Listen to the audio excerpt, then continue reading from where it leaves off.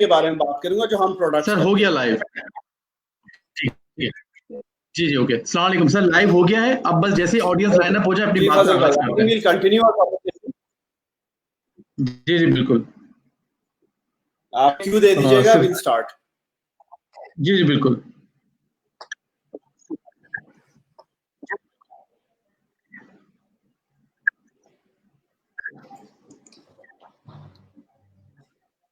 Right role.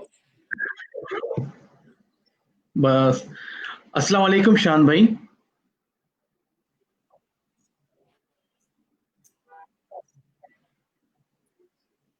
शान भाई हम अब लाइव हैं। अस्सलाम वालेकुम, आपको आवाज आ रही है?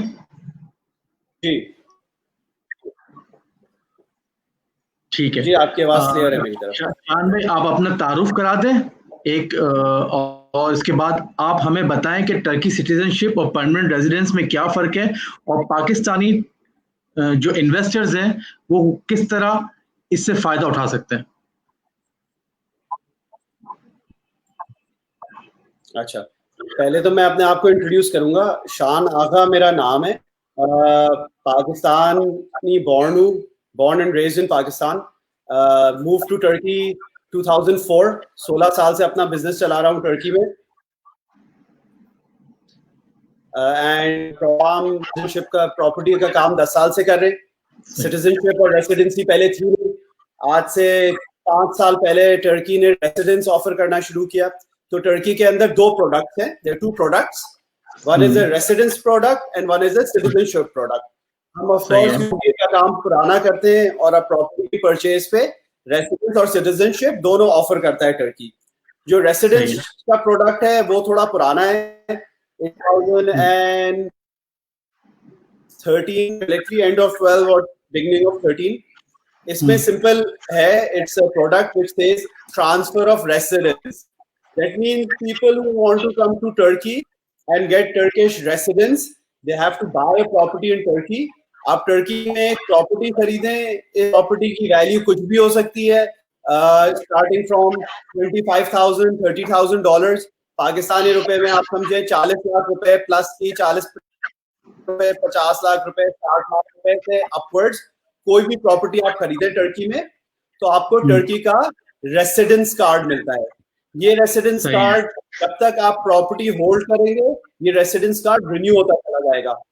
पहला रेसिडेंस कार्ड 1 ईयर का मिलता है, 1 साल के बाद वो रिन्यू होता है, 2 साल के लिए फिर रिन्यू होता है, 3 साल के लिए। इस residence transfer of residence card में आप क्वालिफाई करते हैं सिटीजनशिप के लिए if you live in Turkey for 5 years. सही है, 5 ईयर्स आप टर्की में अगर रहते हैं, टर्की से बाहर आपको सिर्फ जाने की इजाजत है फॉर 360 डेज। अगर आप 360 डेज से कम बाहर रहते हैं टर्की में तो you will qualify for citizenship. Let's suppose आप नहीं रहते टर्की में, आप नहीं रहना चाहते, आप पाकिस्तान में, दुबई में, दुनिया में कहीं पे भी है, आपको सिर्फ रेसिडेंस रिटेन करना है, तो आप रेसिडेंस पूरी लाइफ टाइम के लिए रिटेन कर सकते हैं। Property you can retain the residence, इसमें कोई रहने की कोई कंपल्शन नहीं है, आपको रहना जरूरी नहीं है। लेकिन अगर आप रहते हैं तो ये आपका सिटीजनशिप में कन्वर्ट हो जाएगा, आपको पासपोर्ट मिल जाएगा टर्की का। तो ये यहाँ का ट्रांसफर ऑफ रेसिडेंस परमिट, जो टर्किश रेसिडेंस कार्ड जिसको हम कहते हैं परमानेंट कार्ड, ये मिलता है ऑन इन्वेस्टमेंट ऑन प्रॉपर्टी। ये पहला प्रोडक्ट है, number 1 product. This product has been here for 6-7 years. It's now been 7 years. तो बहुत सारे लोग हैं पाकिस्तानी जिन्होंने ये अवेल किया है, पाकिस्तान में रहते हैं आज तक। हमारे ऐसे क्लाइंट हैं जिन्होंने 2013 में रेसिडेंस लिया था टर्की का, आज तक उनके पास रेसिडेंस कार्ड है लेकिन उनको सिटीजनशिप नहीं मिली है क्योंकि वो टर्की शिफ्ट नहीं हुए, पाकिस्तान में रहते हैं या दुबई में रहते हैं। ठीक है, लेकिन उन्होंने अपना रेसिडेंस मेंटेन की हुई है, उस प्रॉपर्टी के जरिए उनको हर महीने किराया आता है तो उनकी इनकम भी जनरेट होती है और वो प्रॉपर्टी मेंटेन करते हैं टर्की के अंदर। ये तो नंबर 1 पहला प्रोडक्ट हो गया, रेसिडेंस प्रोडक्ट। पहले प्रोडक्ट के हवाले से 2 प्रोडक्ट है जो रिसेंटली इंट्रोड्यूस हुआ है, वो है पहले प्रोडक्ट के हवाले से कुछ सवाल आते हैं पब्लिक के अगेंस्ट में मैं बात करूंगा, उनके साथ बात करूंगा, ताकि उनके जहन में जो सवाल आते हैं वो जो हमें रेजिडेंस मिलेगा, इसके लिए हमें प्रॉपर्टी कम से कम कितने डॉलर्स तक की खरीदनी होगी?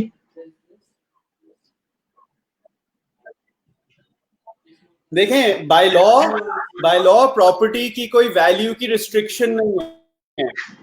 आपने घर खरीदा है टर्की में और आप उसमें इस वजह से आपको रेसिडेंस चाहिए, लेकिन इस्तांबुल में हमने प्राइस वाइज देखा है कि जो सबसे भी सस्ती प्रॉपर्टी होती है वो शुरू ही 25-30,000 डॉलर से स्टार्टिंग प्राइस है प्रॉपर्टी की। तो इस वजह से हम ये 25-30,000 का नंबर देते हैं, लेकिन एज सच नहीं है for minimum size of investment.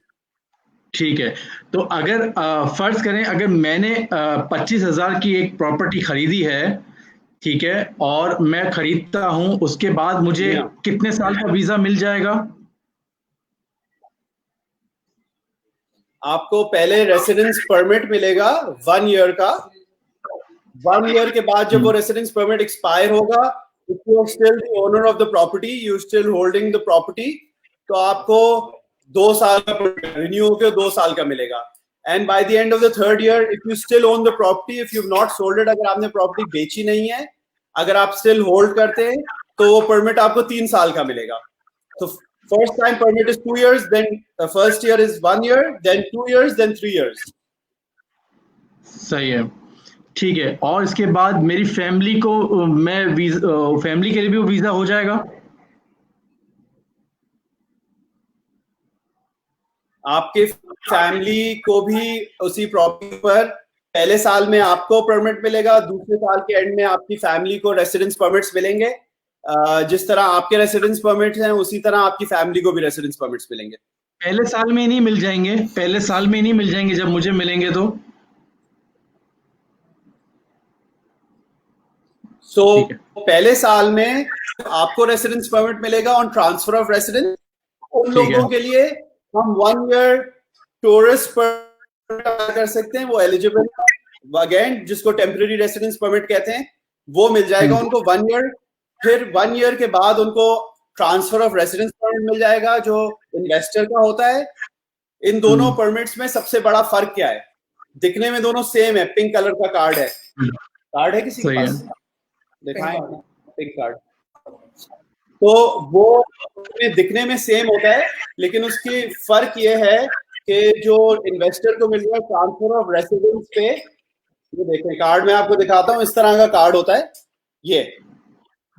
ठीक है, ये कार्ड है, ठीक है। तो आप ये कार्ड दिखने में जो आप इन्वेस्टर है उसका और उसके जो टूरिस्ट के लिए अप्लाई कर रहे हैं दिखने में सेम है, लेकिन इन दोनों का सबसे बड़ा फर्क ये है कि जो इन्वेस्टर को, जिसने प्रॉपर्टी खरीद के जो कार्ड ले रहा है, वो 5 साल में टर्किश सिटीजन बन सकता है, लेकिन जो टूरिस्ट कार्ड है, those days are not counted towards citizenship। तो पहले साल में जो आपको कार्ड मिलेगा वो आपका इन्वेस्टर का जो कार्ड होगा, it will be counted towards citizenship for 5 years, but for the family counting days start from the 2nd year। दूसरे साल में इसकी काउंट शुरू होगी।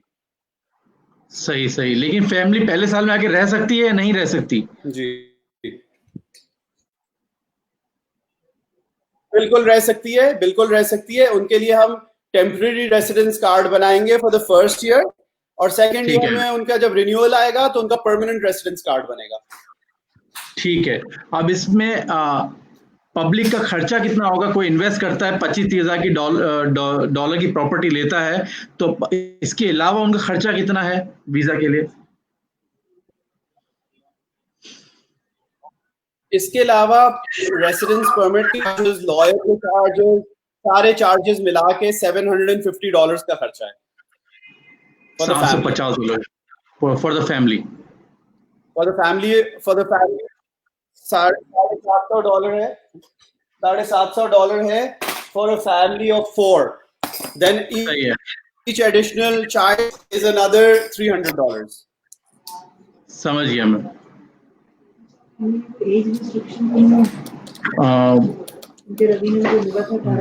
और कोई सवाल आपका?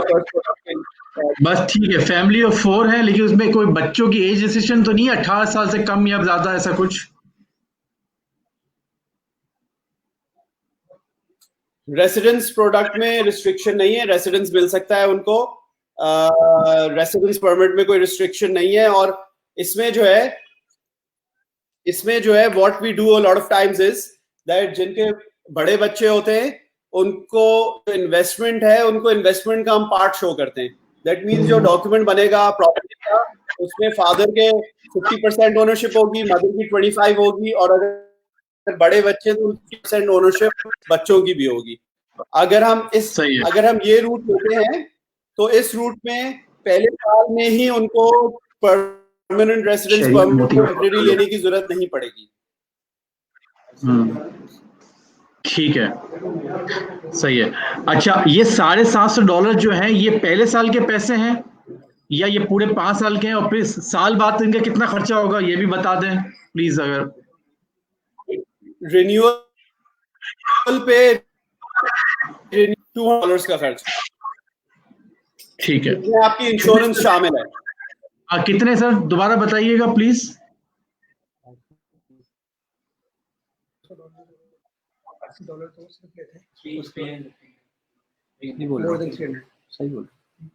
जी सॉरी, दोबारा पूछिएगा। रिन्यूअल पे कितना खर्चा है सर? रिन्यूअल पे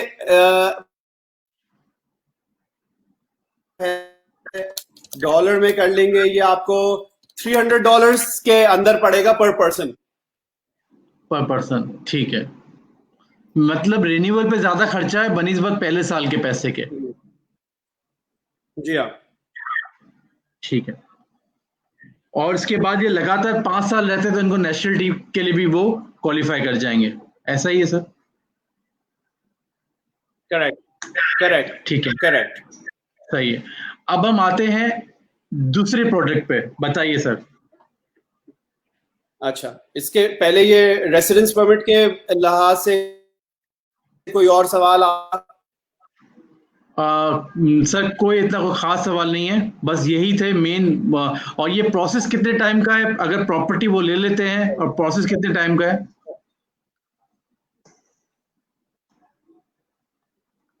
ये रेसिडेंस परमिट आने में समझिए आपको 2 से 3 महीने का प्रोसेस है। अगर आप आज आते हैं, आज प्रॉपर्टी लेते हैं आज की तारीख पे, तो आज से 2 से 3 महीने में आपका रेसिडेंस परमिट आपके हाथ में होगा। अच्छा, प्रॉपर्टी लेने के लिए एप्लीकेंट को आना पड़ेगा टर्की?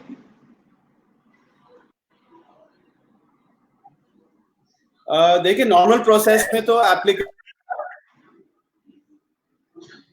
बिकॉज कोरोना वगैरह है तो आजकल सिर्फ फाइल भेज के हम रेसिडेंस परमिट्स ले रहे हैं। ये पिछले 3 महीने से चल रहा है कि आए बगैर, एक हमारे कुछ क्लाइंट्स हैं हमारे अभी पाकिस्तान में हैं, उनका रेसिडेंस परमिट्स उनके आए बगैर यहाँ पे हमने प्रोसेस कर दिया और हम उनको पोस्ट के थ्रू भिजवा रहे हैं। लेकिन ये कोरोना जाएगा तो फिर आना पड़ेगा, तक आना पड़ेगा। अच्छा, बिल्कुल आना पड़ेगा, ठीक है। और पूरी फैमिली को आना पड़ेगा, सिर्फ हेड ऑफ द फैमिली आ सकते हैं?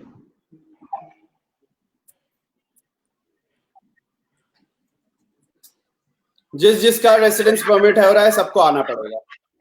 ओके, खरीदने के लिए भी, प्रॉपर्टी खरीदने के लिए भी?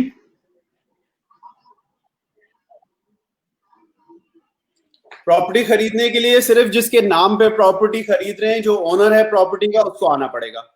अच्छा, उसका भी हमारे पास सोल्यूशन है। प्रॉपर्टी खरीदने के लिए आना, कुछ क्लाइंट्स हैं हमारे जिन्होंने इस्लामाबाद में, कराची में टर्किश काउंसलेट में जाके हमारे नाम की पावर ऑफ अटॉर्नी बनवाई है। हमने उनको ऑनलाइन चीजें, ब्रोशर्स, सारी चीजें व्यूइंग ऑनलाइन कराई, उन्होंने हमें पावर ऑफ अटॉर्नी भेजी है, हमने उनके नाम पे प्रॉपर्टी परचेज कर ली है। तो वो भी पॉसिबल है, आए बगैर भी पॉसिबल है फॉर परचेजिंग प्रॉपर्टी। सही है, लेकिन उसके लिए प्रॉपर्टी के लोकेशन और प्रॉपर्टी की सारी जो फैसिलिटीज हैं वो भी तो उनको देखनी होती है ना, लोग इन्वेस्ट करते हैं तो। हम यूजुअली सजेस्ट करते हैं लोगों को कि आप प्लीज आए, देखें, खुद प्रॉपर्टी को, हर कुछ टेस्ट करें और लें। अपने ऊपर भी बोझ थोड़ा हल्का रखते हैं हम। ठीक है, लेकिन एक बात यह है कि अगर आप कहते हैं कि फैमिली का वीजा लेना है और प्रॉपर्टी लेने के लिए हेड ऑफ द फैमिली आ रहा है, लेकिन आपने कहा है कि प्रॉपर्टी कुछ परसेंटेज फैमिली के नाम पर डिवाइड होगी, तो क्या हेड ऑफ द फैमिली आके सारा काम कर सकता है?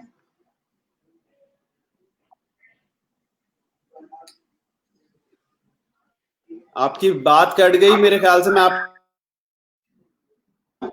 अगर तो हेड ऑफ द फैमिली है, उसकी बीवी है और छोटे बच्चे हैं, तो कोई प्रॉब्लम नहीं है, हेड ऑफ द फैमिली आएगा, निकल आएंगे। लेकिन उसके अगर बच्चे बड़े हैं तो हम उनके बच्चों के नाम जो है प्रॉपर्टी के अंदर इंक्लूड करते हैं। उस जिनका नाम प्रॉपर्टी में इंक्लूड होगा उनको आना पड़ेगा। अगर आएंगे नहीं तो उनको पावर ऑफ अटर्नी देनी पड़ेगी उस बंदे को जो आगे प्रॉपर्टी देख रहा है।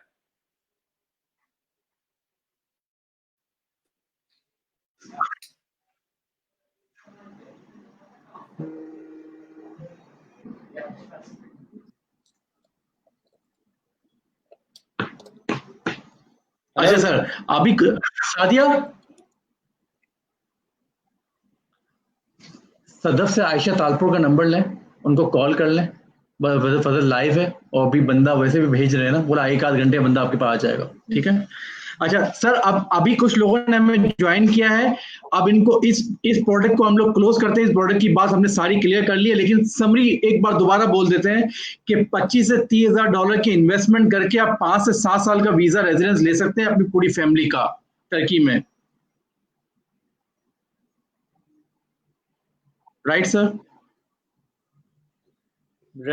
आपको रेसिडेंस परमिट तब तक वैलिड होगा आपका जब तक आप प्रॉपर्टी ओन करेंगे।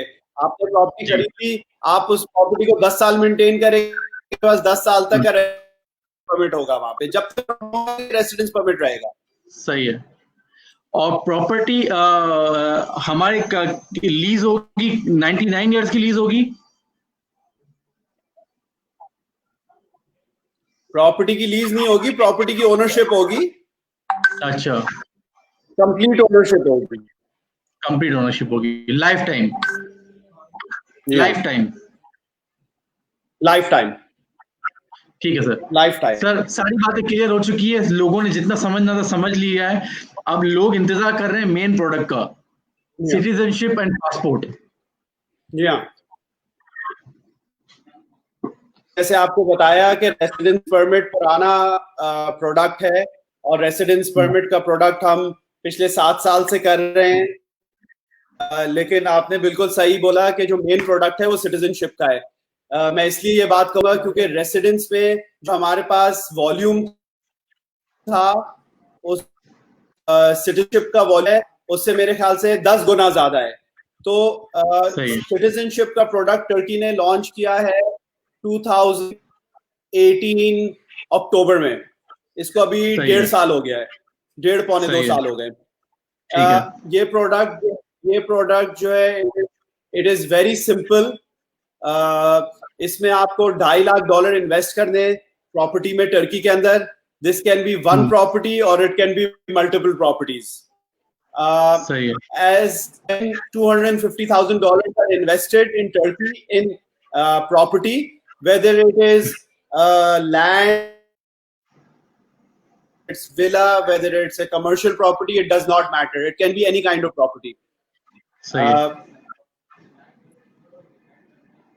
On this citizenship without living in Turkey for even a single day. That means इसकी ब्यूटी प्रोडक्ट की ये है कि आप इन्वेस्टमेंट करें और कहीं एक भी दिन टर्की में रहे बगैर पाकिस्तान में बैठे हुए आपको टर्किश पासपोर्ट मिल सकता है। ठीक है। इसका process 2 to 4 months from start to finish. इसमें कोई रिक्वायरमेंट नहीं है। इसको जो डॉक्यूमेंटेशन है वो एक वीजा डॉक्यूमेंटेशन सिंपल है। इसमें आपका बर्थ सर्टिफिकेट मांगते हैं, मैरिज सर्टिफिकेट मांगते हैं, नादरा का FRC मांगते हैं और बस, और तस्वीरें मांगते हैं। That's it.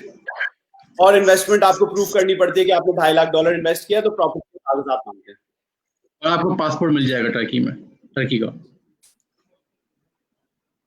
बेशक बेशक। हमने एक खातून है हमारी, पाकिस्तान में रहते थे, वो आज तक उन्होंने टर्की कभी नहीं किया, वो कभी जिंदगी में टर्की नहीं आई और उनको टर्किश पासपोर्ट मिल गया है।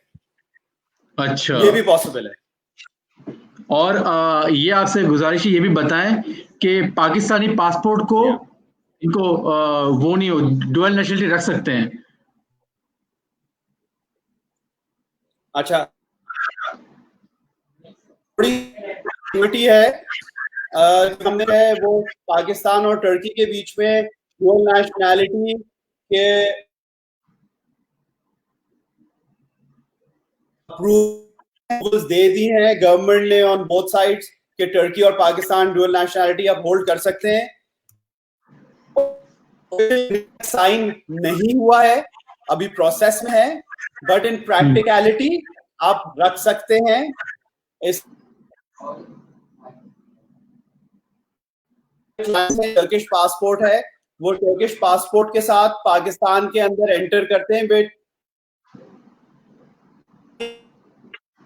कार्ड है जो नादरा इशू करता है। All you need to do is go to NADRA after you get your कि भाई मेरे पास टर्किश आईडी कार्ड है और मेरा नादरा स्मार्ट कार्ड है, इसका रेसिडेंस चेंज करके आप टर्की करें। स्मार्ट आईडी कार्ड है, शनाख्ती कार्ड है पाकिस्तान का जिसके ऊपर टर्की लिखा हुआ है, वो कार्ड लेके आप Pakistan passport, yes, so it is possible. ठीक है, तो मींस कि आप पाकिस्तानी पासपोर्ट भी हम रख सकते हैं और टर्किश पासपोर्ट भी रख सकते हैं, और जो है हमें पाकिस्तानी पासपोर्ट को क्विट भी नहीं करना होगा, राइट? दोनों सिटीजनशिप पकड़ रख सकते हैं। That is correct, that is correct. जैसे फजल साहब, मैंने अभी तक सिटीजनशिप एग्रीमेंट साइन नहीं हुआ है। I want to get very clear about it because I don't want to misquote anything. The dual nationalities have not been signed as yet, but in practicality, yes, you can keep both of the passports. Yes, both citizenships.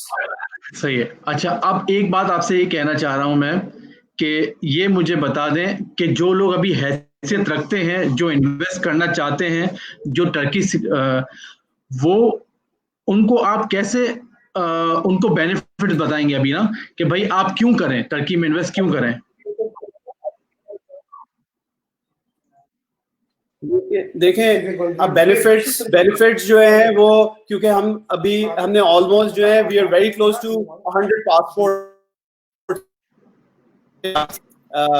Given 100 passports out have been processed through us. तो मैं आपको बता सकता हूं कि क्या चीजें लोगों ने अभी तक फायदे लिए। नंबर वन जो हमारा क्लाइंटल है वो है जो ट्रैवल की ईज चाहता है। इसका मतलब ये है टर्की कंट्रीज हैं जिसमें आप वीजा फ्री जा सकते हैं, वीजा ऑन अराइवल जा सकते हैं। आप मेरा एग्जांपल खुद ले लें, मैं खुद I am an avid traveller का शौक है, और जब से मेरा टर्किश पासपोर्ट हुआ अभी तो काफी साल हो गए, तो मैं अभी पिछले कुछ दिनों पहले जो है आई वाज इन थाईलैंड। अब तो कुछ दिन नहीं हुआ, अब तो 6-8 महीने हो गए, कोरोना से पहले की बात है। I was in Thailand, so I had a friend over in Singapore. उसने बोला यार तुम थाईलैंड तक आए हो, व्हाई डोंट यू कम सी मी? तो मैंने फ्लाइट पकड़ी, मैं सिंगापुर से आ गया। सिंगापुर से फिर कुछ दिन और मेरे पास थे, मलेशिया वहां से बहुत करीब है, मैं उठ के मलेशिया चला गया। मैंने कहा वीकेंड में मलेशिया हो आते हैं, तो मैं मलेशिया हो आया। तो कहने का मकसद ये है कि for someone like me who likes freedom of travel, passport is very good. आप पूरी दुनिया घूम सकते हैं, बहुत सारी जगहों पे जा सकते हैं। सिर्फ 2 मेजर वीजाज हैं जो टर्किश पासपोर्ट पे जिसको वीजा लेना पड़ता है, वो अमेरिकन और वो बहुत ही आसानी से 2 से 3 दिन में लग जाता है। मेरा अपना लगा हुआ है अमेरिकन, 10 साल का लगता है यहाँ से मिनिमम। आपने एक बार लगा 3 दिन में वीजा प्रोसेस हो जाता है टर्की के अंदर। तो ट्रैवल के लिए बहुत नंबर 1 बहुत ईज है, ये मैंने खुद एक्सपीरियंस किया है। सही है। साउथ अमेरिका ले लें, बैन ले लें, हांगकांग ले लें, ऐसी जगह हैं जहाँ का मिलना बहुत मुश्किल है, जापान का वीजा पाकिस्तानी पासपोर्ट में मिलना बहुत ही मुश्किल है, हांगकांग का देते ही नहीं है। मैं पहले भी ट्रैवल करता था, बहुत जाता था बिजनेस के लिए पाकिस्तानी पासपोर्ट पे, हांगकांग के लिए जाना बहुत मुश्किल होता था, हांगकांग एयरपोर्ट के थ्रू ट्रैवल करता था, अंदर नहीं जा पाता था, वीजा नहीं होता था। तो टर्किश पासपोर्ट के बाद ट्रैवल का बहुत ईज है। ये हो गया नंबर 1 फायदा, जो मैंने आपको अपना फायदा बताया है। नंबर 2, अभी ऑफिस में एक साहब कल आए हुए थे, वो उन्होंने भी टर्किश पासपोर्ट लिया है, हमारे थ्रू ही लिया है। उनके बच्चे यहाँ पे स्कूल्स में जा रहे हैं, यूनिवर्सिटी में, बहुत ही अच्छी स्टैंडर्ड ऑफ एजुकेशन है टर्की के अंदर, और ये सारे फ्री एजुकेशन है।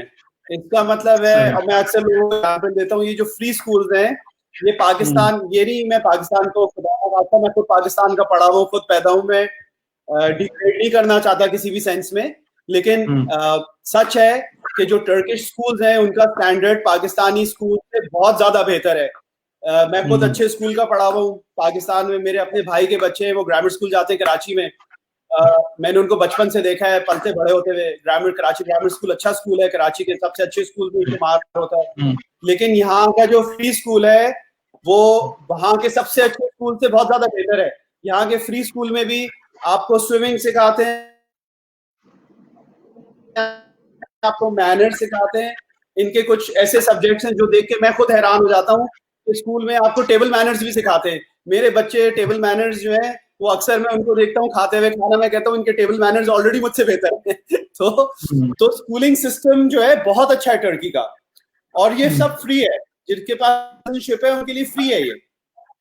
तो education is very good, people take lot of advantage of the system in Turkey. सही, ट्रैवल बता दिया आपको, एजुकेशन बता दिया। आप नंबर 3 आ जाएं। एक हमारे क्लाइंट हैं जिनके बेटे को, सारे छोटा सा बच्चा था उसको कुछ हेल्थ इश्यूज थे पाकिस्तान में। उन्होंने he comes from a good background, he comes from a moneyed home, he has enough money, he travels the world, but even with all money in the world that he has, he was not able to get the health care that he wanted in Pakistan. उन्होंने अपनी एड़ी चोटी का जोर लगा लिया, सबसे अच्छे डॉक्टर के पास चले गए पाकिस्तान में, आगा खान चले गए, लेकिन वो इक्विपमेंट मौजूद नहीं था, वो फैसिलिटीज मौजूद नहीं थी उनके बच्चे के लिए जो मौजूद है। तो उन्होंने टर्किश पासपोर्ट लिया, टर्की में बच्चे का इलाज करा रहे उसके बाद। तो वो उनकी, और उन्होंने प्रॉपर्टी लिए 1 साल 1.25 साल हो गया, उनकी प्रॉपर्टी की वैल्यू भी बढ़ गई। वो कहता है यार मुझे प्रॉपर्टी में भी मुनाफा है, तो मेरे बच्चे का इलाज मुफ्त भी हो रहा है, मेरा एक एसेट भी बन गया है। तो मल्टीपल एडवांटेजेस हैं। ये मैं आपको रियल लाइफ एग्जांपल्स दे रहा हूँ जो हमने खुद देखे हैं अपने सामने। एक और साहब है हमारे, उनकी बेटी का बर्थ से कुछ प्रॉब्लम पाकिस्तान में, वो ऑपरेशन, डॉक्टर कह रहे थे इस लड़की को 5 या 6 साल का होने दो, उसके बाद हम ऑपरेट करेंगे।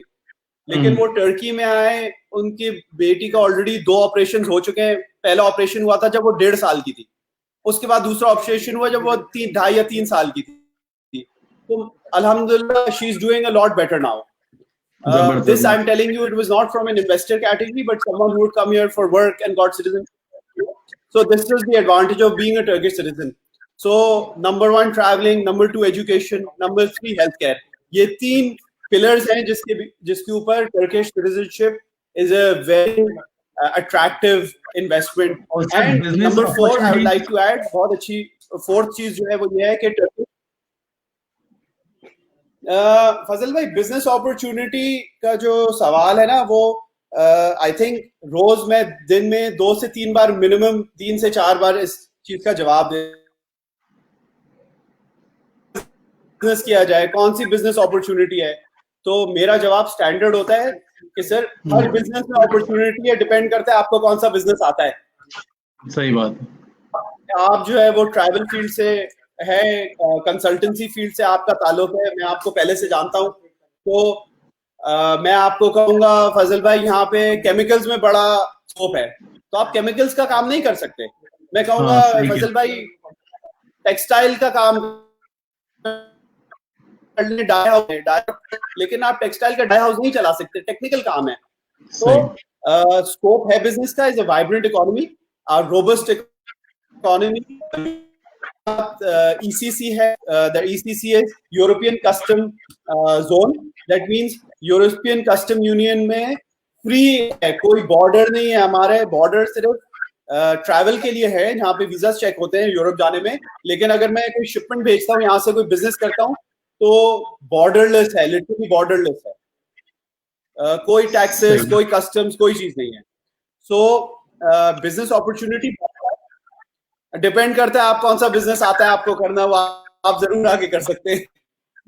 सही सही सही. तो अभी हमने दोनों पॉइंट्स के ऊपर बात कर ली, दोनों जो प्रोडक्ट्स है उसके हवाले से बात कर ली. अब मुझे नहीं लगता किसी के जहन में कुछ सवाल होगा. अगर होगा तो वो हमें डायरेक्ट रब्ता कर सकते हैं ताकि हम उनकी रहनुमाई कर सकें. आपका टाइम देने का बहुत बहुत शुक्रिया. और कोई बात आप कहना चाहेंगे शान साहब इस हवाले से? बस मैं ये कहना चाहूंगा कि पाकिस्तान का ख्याल पहले रखें. पाकिस्तान जो है वो थोड़ी मुश्किल दौर से गुजर रहा है. सब अपना ख्याल रखें, सेहत का ख्याल रखें, डिस्टेंस रखें थोड़ा सा. मैं क्योंकि आपसे खुद से बात कर रहा हूँ इसलिए मास्क नहीं पहना हुआ, वरना किसी से करीब से जाके बात करता हूँ तो मास्क के बगैर जाता नहीं हूँ. तो प्लीज अपना सब ख्याल रखें. पाकिस्तान में मुझे पता है आप टर्की में क्या पोजीशन है?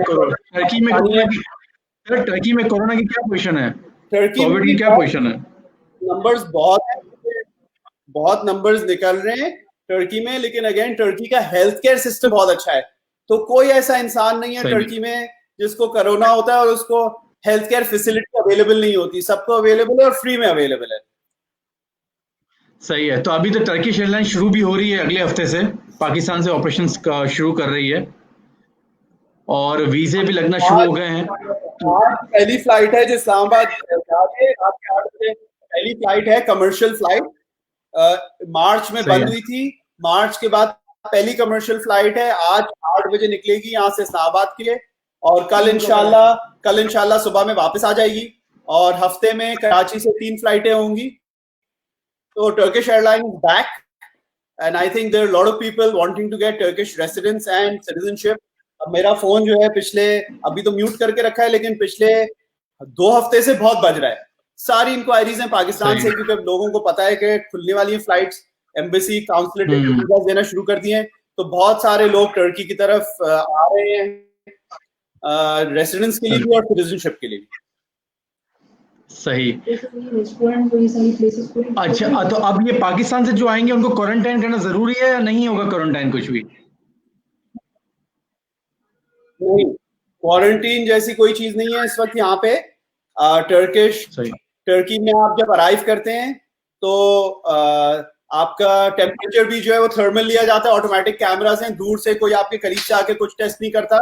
दूर से वो चेक कर लेते हैं आपका बॉडी टेम्परेचर क्या है. अगर आपका बॉडी टेम्परेचर एक सर्टेन लेवल से हाई है तो आपका रैपिड टेस्ट करते हैं कोरोना एयरपोर्ट पे ही. और अगर कोरोना टेस्ट आपका रैपिड पॉजिटिव आता है तो आप सेम डेस्टिनेशन पे. अच्छा, पब्लिक से एक सवाल आया है मोहम्मद आसिफ साहब का. वो कह रहे हैं कि पासपोर्ट मिलने के बाद प्रॉपर्टी कितने अरसे तक रख सकते हैं, रखना जरूरी है या बेच कब सकते हैं? ऐसा कुछ है बेचने का? तो बिल्कुल है. बहुत अच्छा सवाल है. आई थिंक हमसे मिस हो गया ये पॉइंट. प्रॉपर्टी खरीद के आप 3 साल तक प्रॉपर्टी बेच नहीं सकते अगर आपको पासपोर्ट लेना है. इसका मतलब है मैंने आज की तारीख में, आज 1 जुलाई है 20, मैंने आज प्रॉपर्टी खरीदी, पासपोर्ट मुझे 3 महीने में मिल जाएगा. मैं प्रॉपर्टी बेच सकता हूँ 1 जुलाई 2023 में और उसके बाद मेरा पासपोर्ट ताम हयात का रहेगा मेरे पास. अच्छा, और फिर प्रॉपर्टी बेच के प्रॉपर्टी बेच के कोई पैसा फिक्स डिपॉजिट नहीं करना बैंक में, ना टर्की में कुछ रखना है, कोई जरूरत नहीं है कुछ भी करने की?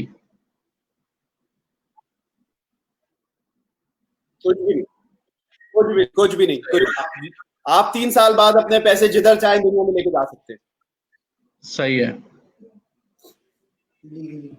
थैंक यू सो मच शान भाई. अब कोई सवाल आएगा तो आपसे पूछ लेंगे और हम कोशिश करते हैं जो लोग चाहते हैं कि इन्वेस्ट करना टर्की में, हम उनकी जरूर रहनुमाई करें. और काफी लोग ऐसे हैं जिनकी प्रॉपर्टी यूं ही पाकिस्तान में पड़ी हुई हैं और कुछ करती नहीं है, ऐसे खाली जमीनें पड़ी हुई हैं, उनको बोलें भाई पासपोर्ट रख लो अपना टर्की का भी साथ में, पाकिस्तानी पासपोर्ट आपको क्विट करने की जरूरत नहीं है, तो आपके पास 2 पासपोर्ट हो जाएंगे। और अगर कुछ टर्की में आपने कुछ काम करना है या कुछ अगर अपने रहना भी है वहां पर तो भी रह सकते हो, पाकिस्तानी नेशनलिटी को आप खत्म नहीं होगी आपकी। अगर 5% रेंटल रिटर्न है टर्की के अंदर, जो अच्छा रिटर्न है। पाकिस्तान में कई ऐसे लोग हैं जिनकी प्रॉपर्टी रेंट पे चढ़ी हुई है। कल शाम में हमारे एक क्लाइंट थे जिनसे डिस्कशन हुई, उनकी प्रॉपर्टी, आप फ्रीज हो गए फैजल भाई, आवाज आ रही है मेरी? जी बिल्कुल सुन रहा हूँ। क्लाइंट है जिनकी प्रॉपर्टी है, एक अपार्टमेंट है पाकिस्तान में, 5 से 6 करोड़ का वो अपार्टमेंट है। वो कहते हैं 7 का है, लेकिन मेरे ख्याल से 5 से 6 करोड़ का होना चाहिए अपार्टमेंट। वो अपार्टमेंट जो है उनका किराया आता है 90,000 रुपए महीने का।